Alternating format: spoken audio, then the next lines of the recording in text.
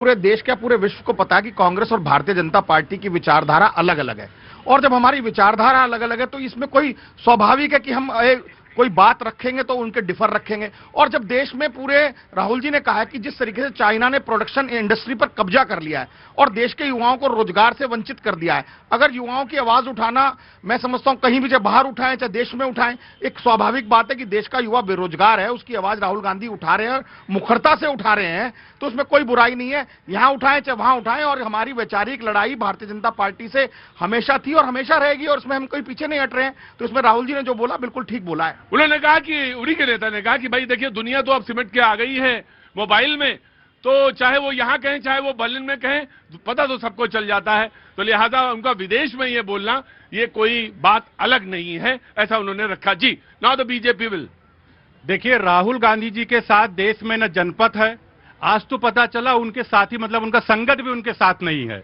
उनके लेफ्ट के जो सांसद है जॉन ब्रिटास, वो कहते हैं कि ये भैया कि बंक मार के पार्लियामेंट छोड़ के जॉर्ज सोरेस की यूनिवर्सिटी में जाके क्या करते हैं, कार्नियल वॉयल के साथ में, और भारत को गरियाते हैं।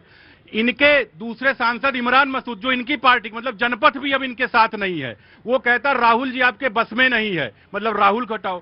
साथ में इनके जो दोस्त लोग हैं, शशि थरूर बस में नहीं है, मतलब वो ये इमरान मसूद कह रहे हैं, इमरान मसूद कह रहे हैं कि जो नरेंद्र मोदी जी की बोटी बोटी काटने की बात करते थे वो इमरान मसूद, वही इमरान मसूद जी, वो कह रहे हैं कि राहुल गांधी जी आपके बस में नहीं है।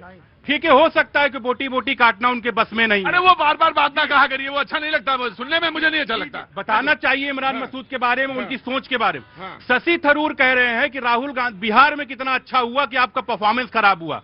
इनके साथ के लोग एनसी पार्टी के उमर अब्दुल्ला क्या कह रहे हैं, ये जाते इनकी जनता हैबिचुअल ऑफेंडर हैं, ये जब जब जाते हैं तो जॉर्ज सोरेस के फंडेड आदमी से सलील शेट्टी को साथ यात्रा करते हैं, ये जाते हैं उस व्यक्ति को साथ में लेते हैं जो भारत को गाली देता है, इल्हान उसके साथ में घूम रहे होते हैं। अभी गए हैं तो ये कह रहे हैं कि भारत के अंदर की ये लोकतंत्र नहीं है। आप ये बताइए कि रायबरेली चुनाव आप जीत जाते हैं, आपकी बहन वायनाड की चुनाव जीत जाती है, आप लीडर ऑफ अपोजिशन है कि लीडर ऑफ पर्यटन है, लीडर ऑफ पलायन है या leader of propaganda? Now the Congress will respond. Sir, पूरे देश को पता है कि हमने देश का प्रधानमंत्री नहीं चुना, हमने देश के प्रधानमंत्री के रूप में विदेश मंत्री चुने हैं। भारत के प्रधानमंत्री लगभग हर महीने कहीं ना कहीं विदेश यात्रा पे होते हैं। पार्लियामेंट चल रही थी, जॉर्डन घूम रहे थे प्रधानमंत्री, और जितने विदेशों में घूमे हैं आज तक ना तो विदेशों से कहीं कोई हमें फायदा मिला है, और तो और जो अगल बगल के छुटभैये देश थे वो भी आज हमारे पर खड़े होकर ऐसे अकड़ रहे हैं जो कभी हमारे चमचे चेले होते थे। तो आज इनकी पूरी की पूरी विदेश नीति जो है, भारतीय जनता पार्टी की, नरेंद्र मोदी साहब की, भारत सरकार की विदेश नीति, कूटनीति सारी फेल हुई है। राइट जी, बोलिए क्या नाम है? मोदी पक्के बात है, हमारा मोदी हमारा है। हाँ? मोदी हमारा है। अरे हमने कब कहा कि नहीं तुम्हारा है? तुम्हारा मोदी है। क्या नाम है? मणि पंडित है? मणि पंडित मणि पंडित मणि कहाँ के रहने वाले हो? फरक्काबाद यूपी। फरक्काबाद के हो? नहीं मैं समझ गया फरक्काबाद के हो। हाँ योगी बाबा। हाँ मैं समझ गया तुम फरक्काबाद के ही हो। क्या नाम है तुम्हारा? मनीष पंडित। हाँ, बात क्या तुमने कही? मोदी हमारा है। हाँ, हमने सोचा कोई गंभीर बात है, उसको आगे बढ़ाएंगे ये, लेकिन हाँ ये प्रेम जो है ये आपका अद्भुत है, इसमें तो कोई बात हो नहीं सकती। जी हाँ जी। राहुल गांधी जो है वही हिंसा फैलाता है, वही देश की, अरे ऐसे ना बोला करिए, शब्द जो है थोड़े, वो बेइज्जती करता है हर जगह हमारी कंट्री की, हमारे प्राइम मिनिस्टर की। प्राइम मिनिस्टर हमारी जनता द्वारा चुना गया है, वो सबका प्रतिनिधि है, तो फिर राहुल गांधी उसको गालियां क्यों देता है? वो सिर्फ गालियां देता है, काटने की बात करता है, वो बिल्कुल डेमोक्रेसी में नहीं है, वो सिर्फ अपनी फैमिली को प्रमोट करता है। जी, राहुल गांधी के जो अल्फाज हैं वो डेमोक्रेटिक नहीं है। वो जब विदेश जाते हैं तो उनके जो शब्द हैं, उनके जो वर्ड्स हैं वो आहत करते हैं, और जो तमाम जनता है वो उससे आहत होती है। ऑफकोर्स। क्या नाम है बेटा?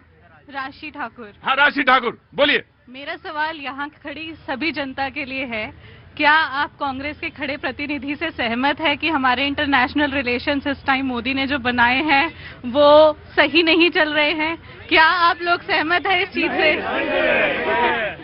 तुम ये सवाल तो रखो, लेकिन तुम अंदर आओ यहाँ एक मिनट। यहाँ मेरे पास, यहाँ। क्या नाम है तुम्हारा? राशि ठाकुर। राशि ठाकुर, तुम कर क्या रही हो? मैं जॉब करती हूँ। जॉब करते हो? जॉब क्या है? मैं टीचर हूँ। टीचर है। ये क्योंकि इसके सवाल पूछने की जो टेक्निक थी वो ऐसी थी कि इन्वॉल्व करती है लोगों को। और मैं समझ, टीचर तुम सबसे नंबर 1 टीचर हो। तुमने तुरंत कहा कि जो मैं सवाल पूछती हूं वो सवाल पे तमाम यहां खड़े हुए लोग अपना पक्ष रखें। क्या वो सहमत हैं? जब वो ये सवाल क्या था आपका कि क्या इंटरनेशनल रिलेशंस हमारे अच्छे नहीं चल रहे हैं जो मोदी जी ने क्रिएट किए हैं सभी देशों के साथ? राइट, ये सवाल इन्होंने रखा। जी जनाब अली, रुको, देर से आते हो, एकदम तुरंत आ गया, हावी हो जाते हो, रुको। देखिए, राहुल गांधी ने जो भी बोला जर्मनी में बेशक बोला हो, लेकिन वो सत्यता के आधार पर है। सत्यता के आधार पर ये भी है कि कहा कि ईडी सीबीआई का दुरुपयोग कैसे करती है हथियार के तौर पर, और ये सरकार के साथ साक्ष्य भी है। नारायण राणे जिन पे 300 करोड़ के मनी लॉन्ड्रिंग का आरोप किसने लगाया था? किरीट सोमैया ने लगाया था। उनकी जांच शुरू हो गई। आज क्या है, जैसे ही वो इनके तरफ आए तो आज मंत्री भी बने हुए हैं और 300 करोड़ की ईडी का जो जांच चल रही थी उसका पता नहीं। हेमंत बिश्व शर्मा पहले कांग्रेस में हुआ करते थे, तरुण गोगोई सरकार में स्वास्थ्य मंत्री थे, वहां पर उन पर घोटाले का आरोप लगा, शारदा चिटफंड घोटाले का। 2014 में सीबीआई दफ्तर में कोलकाता में कई घंटे उनसे पूछताछ हुई। इसके बाद 2015 में बीजेपी में शामिल हो गए। अब पूछिए इनसे कि वो सीबीआई और वो ईडी की जांच कहां गई। अब वो इन्होंने बुकलेट भी छपाई थी उनके खिलाफ और रोज नारा लगाते थे बीजेपी वाले। अब पूछना चाहते हैं क्या हुआ उसका? तो इसी तरीके से इनका ईडी और सीबीआई का जो प्रयोग है, 97% ये वो मतलब एक सर्वे है, 97% विपक्ष के खिलाफ।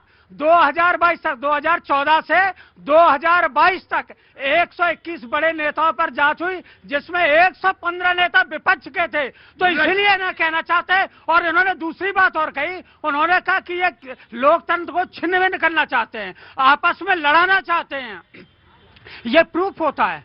प्रूफ ऐसे होता है कि जो संवैधानिक पद पर बैठा हुआ व्यक्ति अगर 80-20 का नारा लगाए, संवैधानिक पद पर बैठा हुआ व्यक्ति अगर अली बजरंगवाली के नारा लगाए, संवैधानिक पद पर बैठा हुआ व्यक्ति अगर शमशान कब्रिस्तान की बात करे, तो आप अगर कपड़ों से पहचानने की बात करें, तो आप निश्चित रूप से, क्योंकि आपने जो संविधान की शपथ ली है वो सबको साथ लेने की। राइट, एक मिनट भाई, आराम से, कोई लड़ाई झगड़ा नहीं है। जी आपका है, अब नाउ यू विल रिस्पॉन्ड। जी, राजनीति बड़ी गजब की चीज है। आरोप प्रत्यारोप तो लगते ही अभी पूरा लाइन घुमा रहे थे। मुलायम सिंह यादव जी पे आय से अधिक संपत्ति का मामला दर्ज होता है। सीबीआई कितने दिन में क्लोजर रिपोर्ट दे देती है और उसके बाद कोर्ट की टिप्पणी क्या आती है? कोर्ट की टिप्पणी आती है। मैं किसी नेता को कोर्ट नहीं कर रही हूँ, कोई बुकलेट नहीं बता रही हूँ। देखो परेशान ना हो। हाँ, परेशान ना हो, मैंने उनको भी झूठ देखिए, झूठ अभी बता रही हूँ मैं कि क्या कोर्ट की टिप्पणी होती है कि सीबीआई आपका काम किसी को बचाना नहीं बल्कि सत्य सामने लाना है। और मैं चैलेंज करती हूँ, अगर कोर्ट ने ये स्टेटमेंट नहीं दिया है तो। आते हैं राहुल गांधी पे। राहुल गांधी जी जब बोलते हैं ना विदेश में, तो मुझे लगता है कहीं और तो नहीं लेकिन भारत में नीचे ना डिस्क्लेमर जरूर चलना चाहिए कि यह काल्पनिक कथा है, इसका सच्चाई से कोई वास्ता नहीं है। न ही भारत के न्यायिक व्यवस्था से इसका कोई लेना देना है, न ही भारत के न्यायालय में इन सारी बातों का कोई साक्ष्य है। ये डिस्क्लेमर जरूर चलना चाहिए। और बात विचारधारा की हो रही है, तो विचारधारा तो है अलग। विचारधारा अलग तब होती है जब आप कश्मीर में दलितों को 2 दर्जे की नागरिकता 370 दे करके बांधे हुए होते हैं। और ये